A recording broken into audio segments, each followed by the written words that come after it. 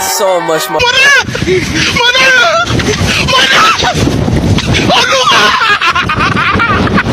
I'm okay. I'm fine. Kincana, Kincana, teng neng neng neng neng.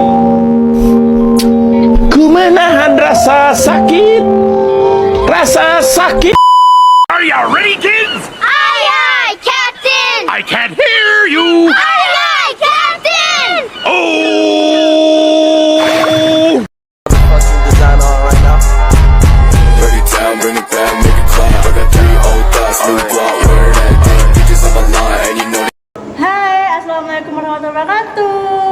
Selamat datang di podcast pertama kami, Kelompok 5. Sebelum kita masuk pembahasan, alangkah baiknya kita perkenalan dulu kali ya gitu.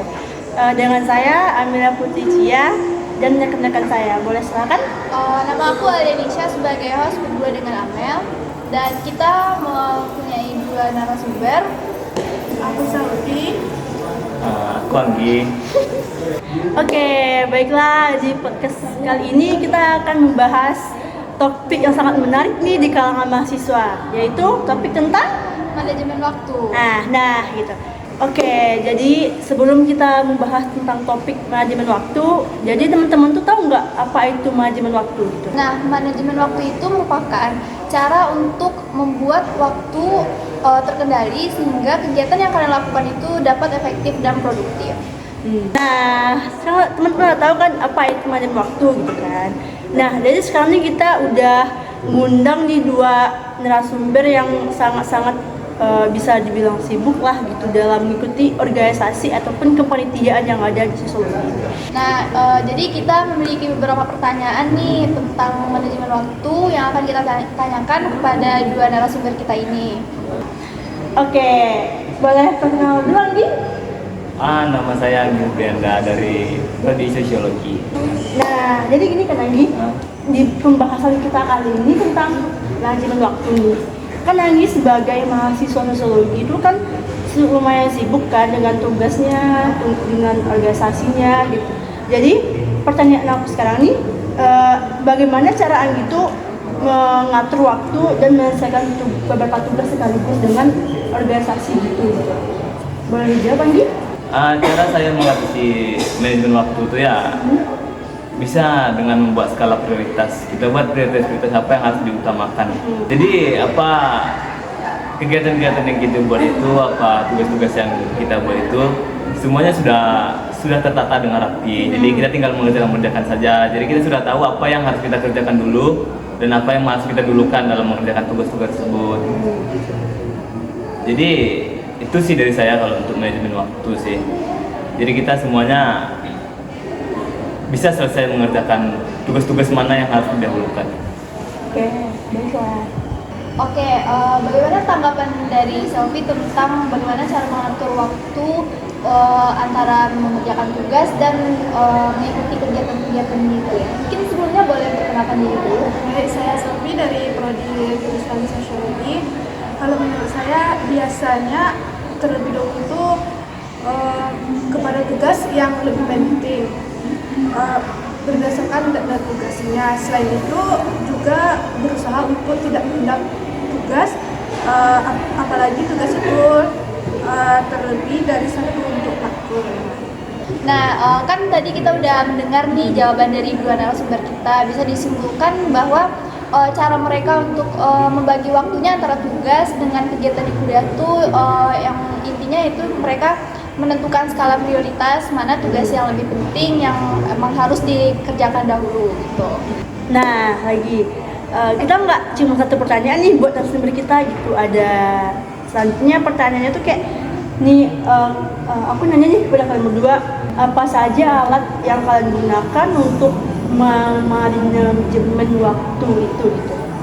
Kepada Selvi boleh dulu?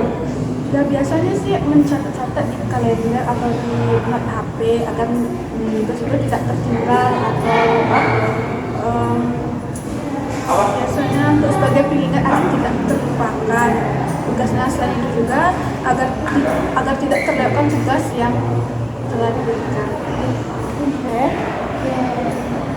Juga kepada Agi biasanya bagaimana cara agar ingat sama tugas tugasnya? Sebenarnya hampir sama sih jawabannya sama seperti tadi ya.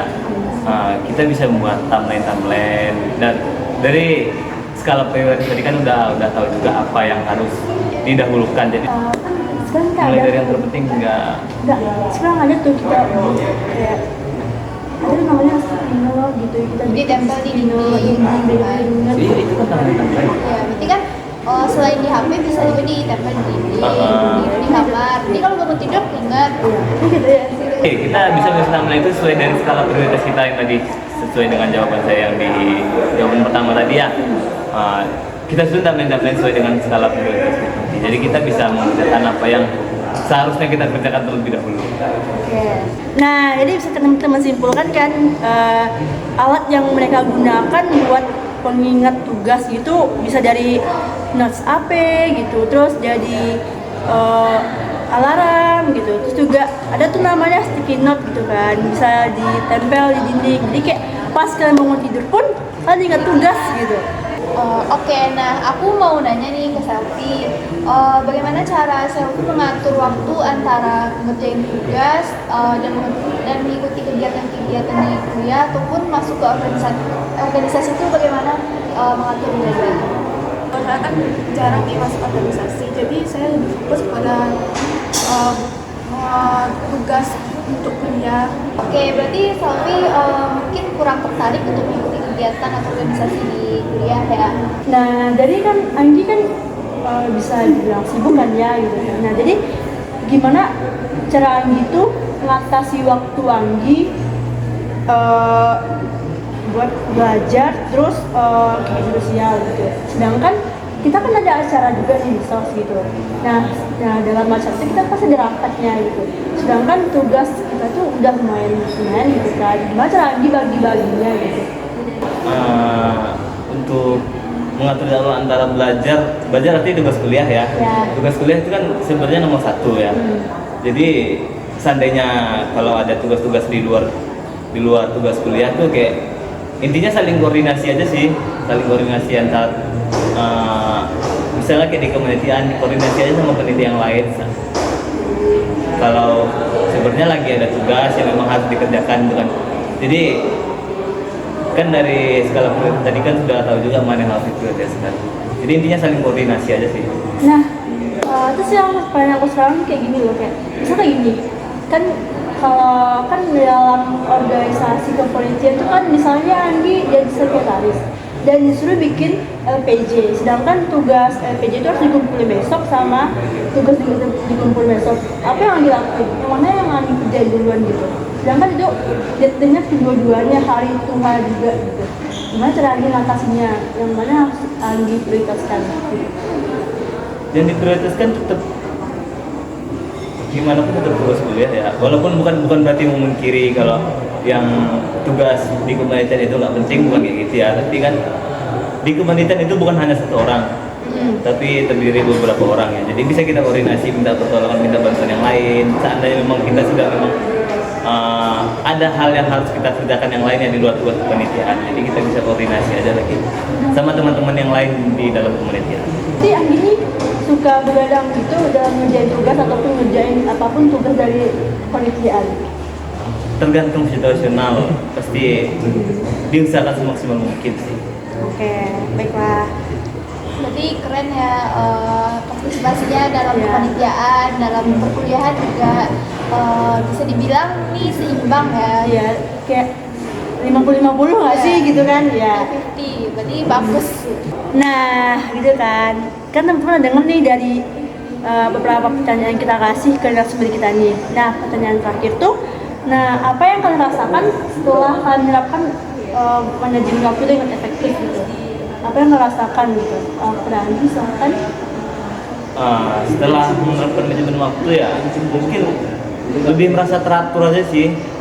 Apa yang harus kita kerjakan, kita tahu apa yang harus kita kerjakan gitu kan. Jadi intinya dari manajemen waktu itu sebenarnya harus konsisten aja sih. Kita kerjakan apa yang menurut kita penting, konsisten dalam mengerjakan segala sesuatunya lah yang sudah ada kita buat di timeline tadi ya. Jadi kalau seandainya kita nggak konsisten itu ya jadi berantakan semuanya. Nah, untuk Selby nih, apa yang dirasakan setelah berhasil menerapkan manajemen waktu dalam kegiatan? Dapat beristirahat dengan tidur yang cukup, ada bebas untuk tidur, Kayak bisa scroll TikTok, yang rebahan, bahan. jadi lebih banyak waktu luang. Gitu ya. Oke, terima kasih kepada dua sumber kita udah menyempatkan waktunya buat hadir ke podcast kita kali ini. Ya, berbincang-bincang dan berbagi Cerita gitu. Semoga apa yang kalian ucapkan itu semoga bisa kalian terapkan ke diri teman-teman yang lainnya gitu. ya. Oke, terima kasih ya sudah Terima kasih mendengarkan sudah ini. mengundang kami. Sekian episode kali ini. Terima kasih telah mendengarkan podcast kami tentang manajemen waktu. Jangan lupa untuk berlangganan atau bertanya-tanya dengan kami gitu kan. Terus membagikan podcast ini ke teman-teman yang lain. Sampai jumpa di episode selanjutnya. Oke, bye.